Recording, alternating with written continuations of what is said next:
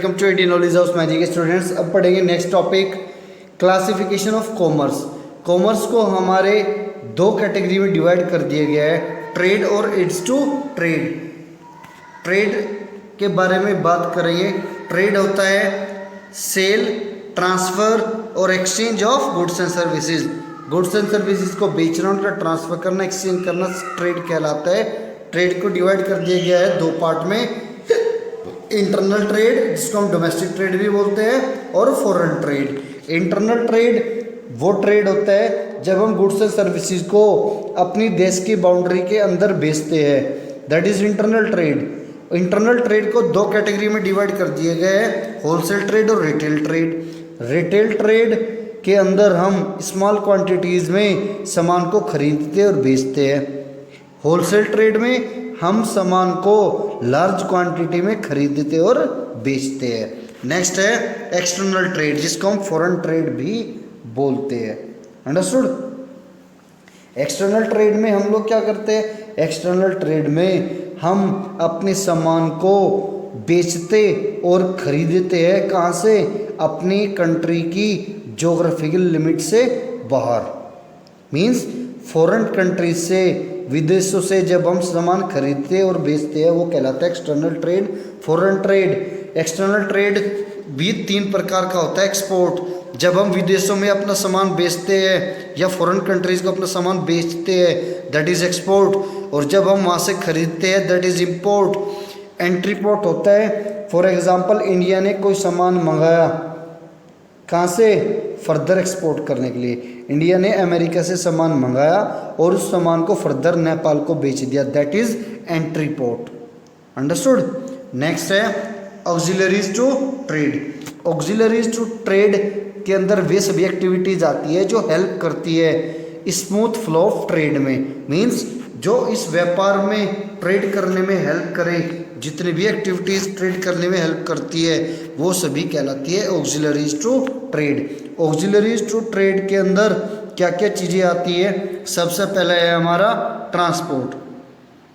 क्या है? Transport. Transport बहुत ही इसका मेन कंपोनेंट है। विदाउट ट्रांसपोर्ट हमारा ट्रेड संभव नहीं है, क्योंकि गुड्स मैन्युफैक्चर कहीं होता है, कंज्यूम कहीं होता है, तो ये किसकी हेल्प से होता है? उसका जो डिस्ट्रीब्यूशन है वो ट्रांसपोर्ट की हेल्प से होता है। Next advertisement.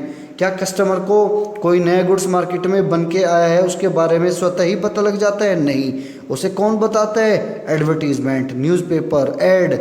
अंडरस्टूड। नेक्स्ट है कम्युनिकेशन।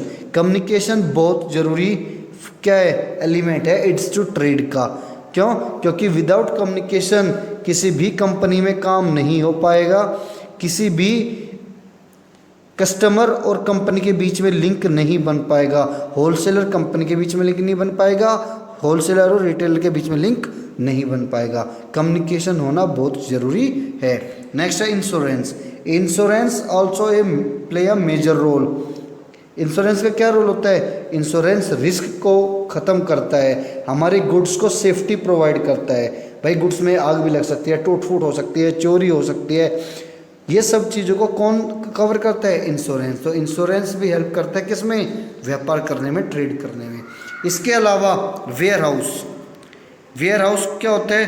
वेयर हाउस के अंदर हम अपना जो एक्सेस सरप्लस स्टॉक है वो स्टोर करते हैं, तो ये भी हेल्प करता है किसमें? व्यापार में। हर व्यापारी का, चाहे वो होलसेलर हो या रिटेलर हो, छोटा या बड़ा है, वेयर हाउस या बैक ऑफिस जरूर होता है। नेक्स्ट है एडवर्टीजमेंट के बारे में बात कर चुके हैं। उसके बाद आते हैं बिजनेस रिस्क पे। बिजनेस रिस्क क्या होता है? बिजनेस रिस्क वो संभावनाएं होती है जिसके अंदर इनएडुकेट प्रॉफिट हो सकता है और लॉस भी हो सकता है। किस वजह से? ड्यू टू अनिश्चितता, due to uncertainties, due to unexpected events. भाई बिजनेस के अंदर क्या होता है? लॉस हो सकता है। क्या? लॉस। क्यों? क्योंकि हमारा जो फ्यूचर है और जो हमारा बिजनेस है उसका जो एनवायरनमेंट है वो क्या है? अनिश्चित है, वो चेंज होता रहता है फ्रिक्वेंटली। अंडरस्टूड। जिसकी वजह से बिजनेस में हर समय रिस्क बना रहता है लॉस का। Nature of business risk arises due to uncertainties. Business के अंदर जो लॉस होता है, रिस्क होता है, वो क्यों होता है? अनिश्चितताओं के कारण। अनिश्चितता किस चीज़ की? अनिश्चितता होती है कब कस्टमर की डिमांड और उसका टेस्ट चेंज हो जाए, कब गवर्नमेंट की पॉलिसी चेंज हो जाए, कब टेक्नोलॉजी चेंज हो जाए, इसकी वजह से रिस्क बना रहता है। नेक्स्ट है essential part of business. Risk प्रत्येक बिजनेस का एक पार्ट होता है। जहाँ रिस्क नहीं होगा वहाँ बिजनेस करना संभव नहीं है। हम रिस्क को बिजनेस से हटा नहीं सकते। Profit is reward for risk taking. Profit जो होता है वो क्या रिवार्ड होता है किसका? रिस्क उठाने का। एक बिजनेसमैन रिस्क उठाता है, उसके बदले से जो रिवार्ड मिलता है that is profit. No risk no gain. आपने सुना होगा रिस्क नहीं तो प्रॉफिट भी नहीं। प्रॉफिट कमाने के लिए रिस्क लेना पड़ता है। नेक्स्ट है कॉजेज ऑफ बिजनेस रिस्क। कारण क्या होते हैं बिजनेस रिस्क के? पहला कारण है नेचुरल कॉज। नेचुरल कॉज मतलब वे कारण जो हमारे कंट्रोल में नहीं है। भूकंप आ गया, फ्लड आ गई, फेमाइन आ गई, कैलमिटीज़ आ गई, ये सब हमारे कंट्रोल में नहीं है। इस तरह की जो आपदा आती है उससे हमारा बिजनेस तबाह हो सकता है, लॉस में जा सकता है। ह्यूमन कॉजेज, कुछ हमारे द्वारा की गई मिस्टेक भी होती है जिसकी वजह से हमारा बिजनेस लॉस में चला जाता है। अंडरस्टूड? जैसे पावर फेलियर, स्ट्राइक, दंगे, मैनेजमेंट इनएफिशिएंसी, इस वजह से भी हम बिजनेस में लॉस में जा सकते हैं। उसके बाद है इकोनॉमिक कॉज। इकोनॉमिक कॉज के अंदर हमारे कस्टमर की डिमांड चेंज हो गई, कॉम्पिटिटर की पॉलिसी चेंज हो गई, प्राइस में फ्लक्चुएशंस आ गए। अंडरस्टूड?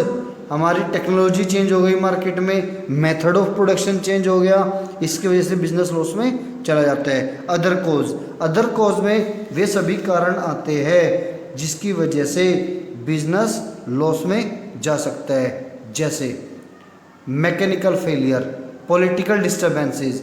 हमारा जो इंडिया में पॉलिटिकल डिस्टर्बेंसेस होता है उससे भी बिजनेस लॉस में जाता है। Fluctuation in exchange rate. Next है टाइप ऑफ बिजनेस रिस्क।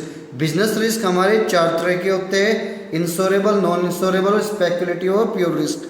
नाम से ही क्लियर है, इंश्योरेबल रिस्क वो रिस्क है जिसको हम रिकवर कर सकते हैं इंश्योरेंस से, या जिसको इंश्योरेंस के द्वारा हम प्रोटेक्ट कर सकते हैं। फायर और थेफ्ट रिकवर हो जाते हैं इंश्योरेंस से। नॉन इंश्योरेबल, जो रिस्क कवर इंश्योरेंस से नहीं होता, डिमांड में चेंज हो गया कस्टमर के, कॉम्पिटिटर की पॉलिसी में चेंज हो गया, ये नॉन इंश्योरेबल है, इंश्योरेंस कंपनी इसका क्लेम नहीं देती। स्पेकुलेटिव रिस्क, स्पेकुलेटिव रिस्क के अंदर दोनों ही संभावना होती है, प्रॉफिट की भी और किसकी? लॉस की भी। जैसे change in demand, change in fashion, also a speculative risk. Understood? Next है प्योर रिस्क।